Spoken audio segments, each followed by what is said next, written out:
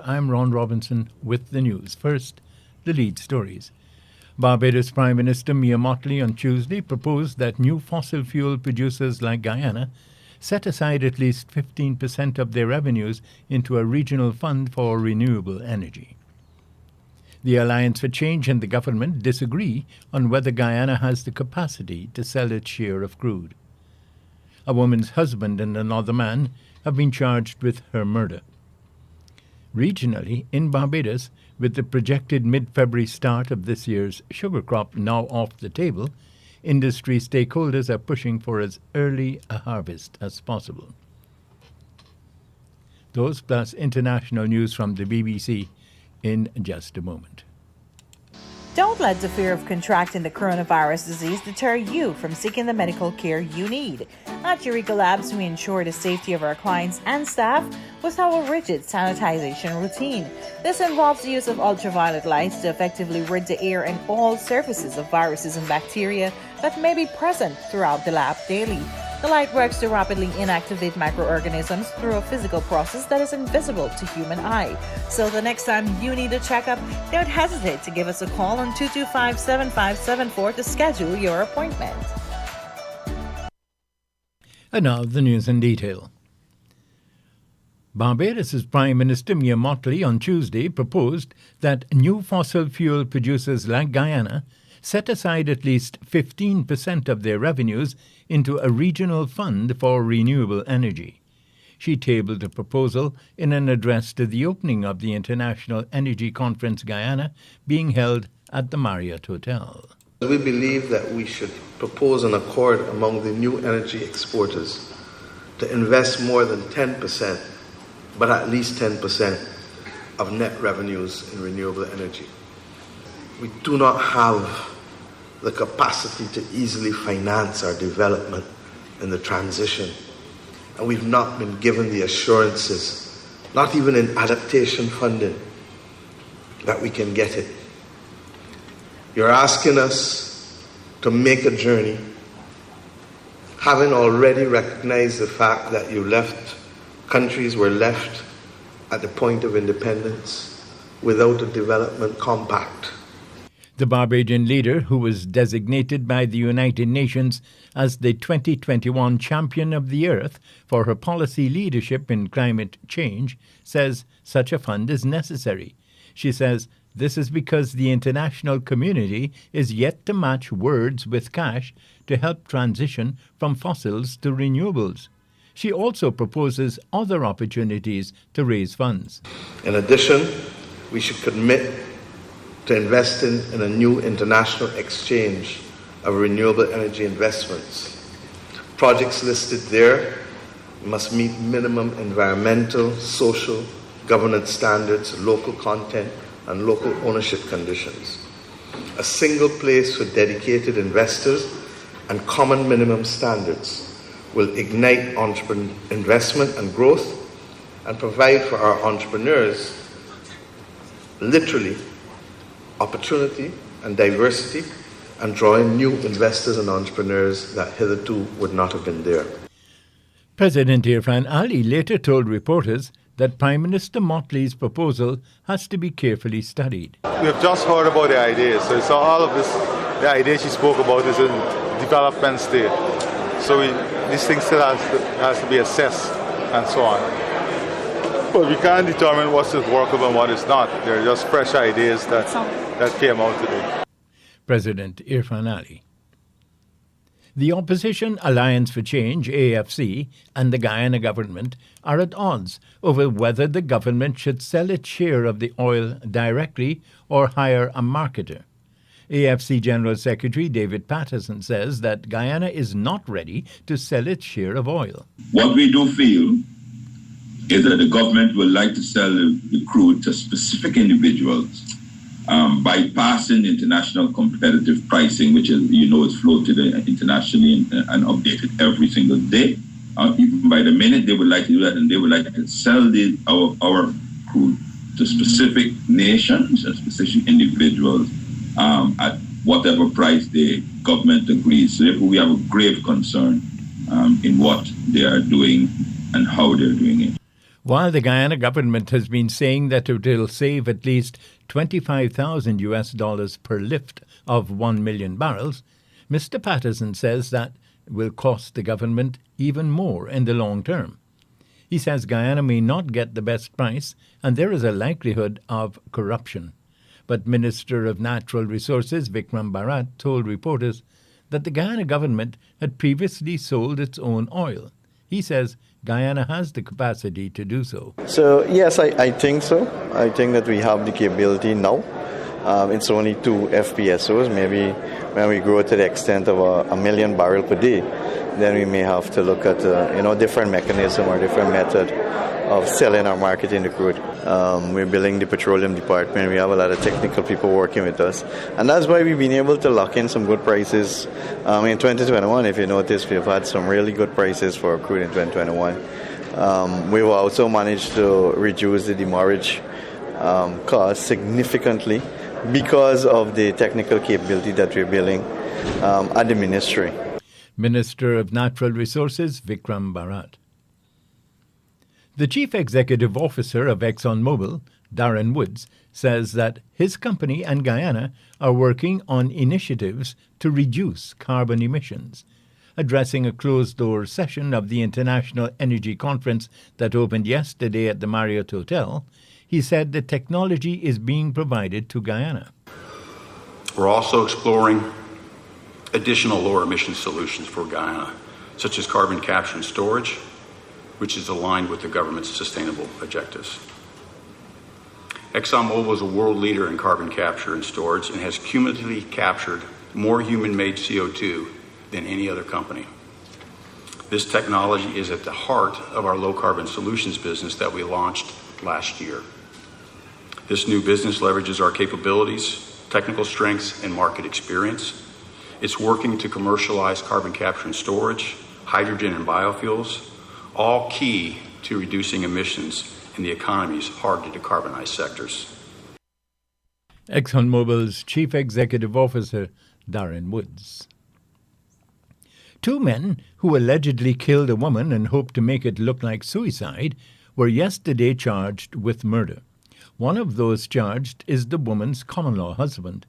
Those charged with the murder of Edith Rubin are 41-year-old Diana Lacan of Lot 1286 Yarrowcabra, Susdyke Linden Highway, and 36-year-old Aubrey Williams of Yarrowcabra Squatting Area, Susdyke Linden. The 2 accused appeared before Magistrate Judy Latchman at the Diamond Golden Grove Magistrates Court, where they were not required to plead. They were both remanded to prison until March 3. An autopsy shows that the woman died from blunt trauma and loss of oxygen due to strangulation. Investigators say that the woman was caught in an uncompromising position and was beaten until she became unconscious. According to police, she was hanged on a tree with a rope to make it look as though she committed suicide. At our regional news. In Barbados, with the projected mid-February start of this year's sugar crop now off the table, industry stakeholders are pushing for as early as harvest as possible. Senior officials of the state-owned Barbados Agricultural Management Company, BAMC, said on Monday that negotiations are continuing with the various unions and no new date has been yet set for the crop to start. Chief Executive Officer of the BAMC, Orlando Atherley, declined to provide details of the latest state of affairs, but has said preparations at the lone operating sugar factory were going nicely. Chairman of the Barbados Sugar Industry Limited, BISL, Mark Seeley, also declined to provide any specifics about the negotiations, only to say things are close. However, the BSIL head, whose union represents private cane farmers, said he would like the crop to start no later than February 21st. The BSIL leader is hoping for an early pay settlement, pointing out that his union is scheduled to meet again on Tuesday with the BAMC management. President of the Sugar Industry Staff Association, CISA, Dwight Miller, also said ongoing negotiations were at a sensitive stage and he didn't consider it appropriate to comment further. CISA represents the supervisory staff in the sugar industry.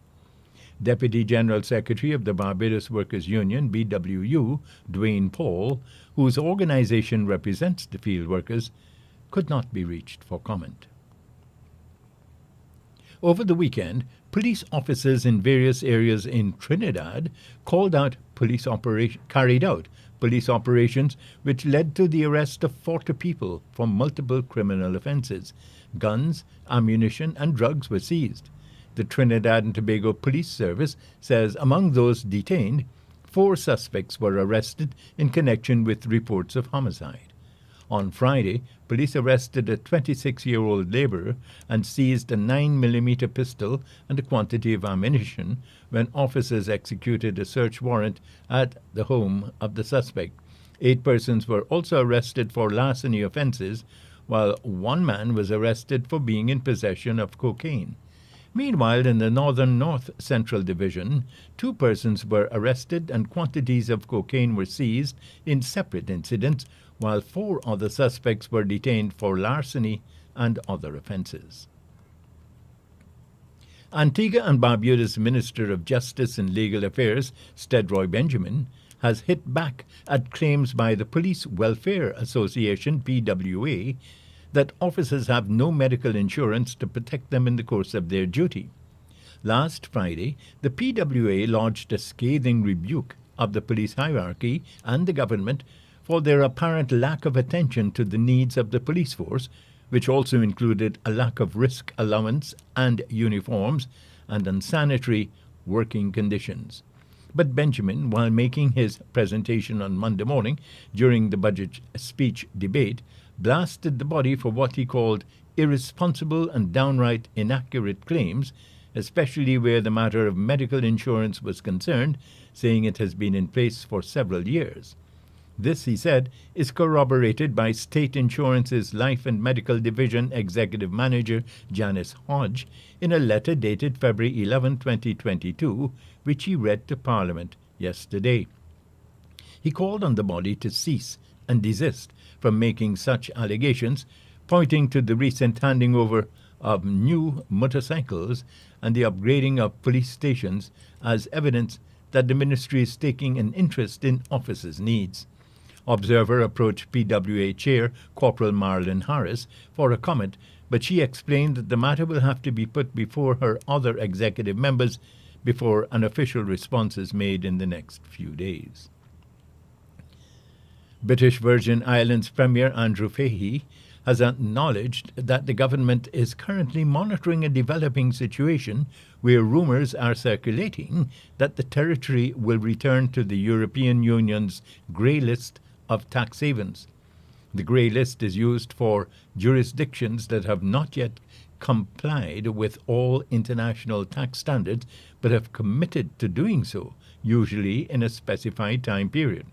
Back in March 2018, the EU had included the BVI in its grey list of cooperative tax jurisdictions. However, the territory was removed from the list and placed on the coveted white list in February 2020. The Virgin Islands had passed the Economic Substance Companies and Limited Partnership Act 2018 and made an amendment to the BVI Securities and Investment Business Act to increase the regulatory oversight of closed-ended investment funds in response to concerns raised by the EU.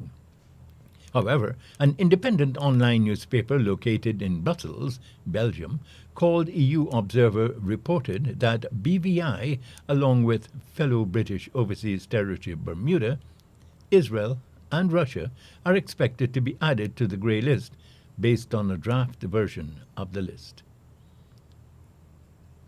St. Lucian police have reported that 3 people were killed and several others injured, including an off-duty police officer. This occurred at a mass shooting incident at a party in Cooley Town, west of the island, on Sunday night. Deputy Police Commissioner Wayne Charley told a news conference that there's a plan to prevent any further escalation in gun violence. Police said that 2 women were among the 3 persons killed, naming the 3 as 46-year-old janitor Versia Alexander, 27-year-old store attendant Mara Edmond, and disc jockey Kevin Joseph. Media reports said that there had been more than one assailant, and Police Commissioner Milton Desir told reporters that despite the Cooleytown incident, there has been constant police action to bring about crime reduction. He said 80 illegal firearms were seized, compared to more than 100 in 2020. He said police have been able to recover 13 illegal firearms and charged persons in connection with the seizures. Desir said that some of those detained are still in custody, but the majority of them are on bail pending trial. And now with international news, we join the BBC World Service. Hello, I'm Debbie Russ with the BBC News. NATO's chief, Jens Stoltenberg, says the alliance has not seen any evidence that Russia is de-escalating its military build-up against Ukraine. But he said the signals from Moscow that it was still open to diplomacy was grounds for cautious optimism. I think the message and the signs we heard from Moscow yesterday provides some grounds for cautious optimism, because that was a message about diplomacy. But at the same time, we have not seen any withdrawal of Russian forces. And of course, that contradicts the message of real diplomatic efforts. So it remains to be seen whether there is a Russian withdrawal. We are, of course, monitoring very closely what Russia does. What we see is that they have increased the number of troops, and more troops are on their way. So far, no de-escalation. But of course, we hear also the messages about diplomacy, and we are ready to engage in diplomatic efforts with Russia. Mr. Stoltenberg was speaking shortly after the Russian Defence Ministry said some units were returning to their bases after exercises in Crimea. Caroline Davis is in Moscow. Today, this morning, we've got some more footage from the Russian authorities that says it is showing Russian troops leaving these military drills and going back to their bases. Now, in terms of what this means, we've already heard some scepticism from the West, but they are obviously keeping an eye on this to see how impactful this sort of troop withdrawal could potentially be if it is happening. The European Commission President has insisted the EU's gas supply is safe for this winter, despite the current crisis. Ursula von der Leyen said the EU had been negotiating for weeks with countries willing to increase exports of liquefied natural gas. She said this would help ensure supplies if Russia decided to weaponize energy by reducing supplies. The EU's highest court has decided the bloc can reduce funding for member states which are found to have breached certain democratic standards. Judges dismissed a legal challenge by Poland and Hungary that what's known as the conditionality mechanism has no legal basis. Jessica Parker reports from Brussels. This is the latest development, and a highly significant one, in an ongoing clash between Brussels and the governments in Warsaw and Budapest. The EU's been under pressure to tackle what critics say is democratic backsliding in Hungary and Poland on issues including judicial independence and media freedom. While the so-called conditionality mechanism can only be used in specific circumstances, today's ruling will increase pressure on the European Commission to act. But Poland and Hungary's response will also be key. Its governments have accused the EU and its courts of overreaching their powers. World News from the BBC. Flooding and landslides triggered by torrential rain in the mountains north of Rio de Janeiro have left at least 18 people dead. Search and rescue teams are focusing efforts in the city of Petropolis, where storms dumped an average month's worth of rainfall in a single day. Videos on social media showed extensive damage and vehicles floating in the streets. Senior schools and colleges in southern India have reopened after the authorities closed them last week, following protests over female students wearing the Muslim head covering. The protests started after some colleges refused to admit students with hijabs, saying it was against uniform rules. Ambarasanati Rajan reports. Hundreds of police officers stood guard outside school and college campuses in India's Karnataka state. The protests started after some colleges refused to admit students with hijabs, saying it was against the uniform rules. Reports say there have been further protests at some colleges after students were denied entry. Muslims argue that the ban amounts to religious discrimination. The High Court is considering the issue. The state is governed by the Hindu nationalist BJP. Critics say the controversy over the hijab is the latest in the harassment of the Muslim minority by the Hindu nationalists and vigilante groups. Police in Israel have arrested 17 Israelis suspected of attacking a Palestinian town in the occupied West Bank last month. The incident, which was caught on video, occurred when a convoy of about 30 vehicles heading towards a Jewish settlement stopped in the town of Huwara.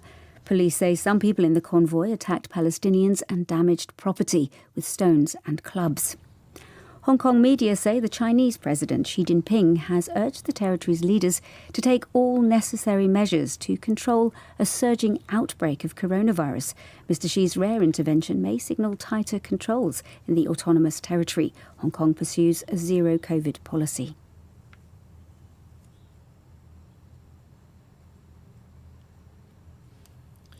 And that's the news to the moment. A COVID-19 PCR test is now mandatory for many routine activities, including travel and return to work purposes. At Eureka, our trained and experienced staff will ensure confidentiality while your test is conducted in a professional and timely manner, with results in just 48 hours. So the next time you require an efficient and hassle-free PCR COVID-19 test, call 624-8378, 608-8378, or 623-7233 to schedule your appointment. You can also ask about our house call testing service.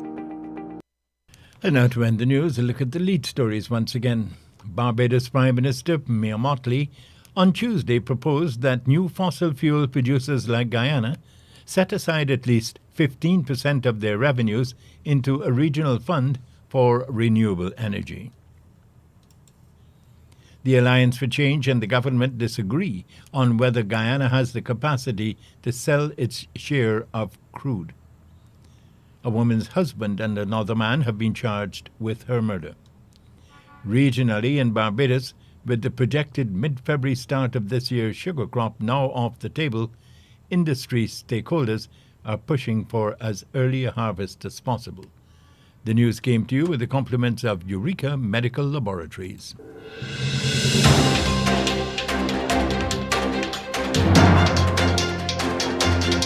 This has been the news, compiled in the News Talk Radio newsroom. For ongoing updates, visit demerarawaves.com, and you can check facebook.com/demwaves and twitter.com/demwaves.